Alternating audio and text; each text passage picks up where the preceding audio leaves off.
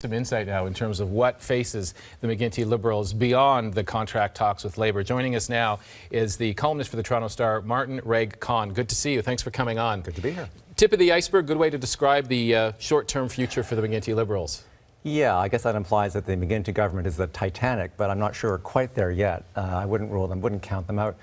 I think John has touched on a point that every time a government in power, regardless of the party, progressive, conservative, liberal, or New Democrat, when they tangle with the public sector, it's a no-win proposition. Union leaders, by definition, are reluctant to give up, to acquiesce, to be seen to not be fighting for their members. So they put the government in a spot of having to bring in the hammer. Teachers are a very tough group to tangle with. We've seen what happened with the Mike Harris government, a real disaster, I think, in terms of poisoning the relationship. We saw what happened with the Ray social contract.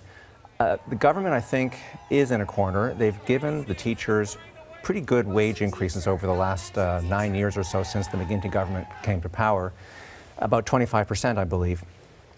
But with no fiscal room to maneuver in anymore, they had to do something. And teachers just were not willing, I think, in the main, to accept that. We did have a couple of the unions, let's not forget, the Catholic Teachers Union and the Francophone Teachers Union, that did sit down at the table and actually, I think, bargained quite creatively.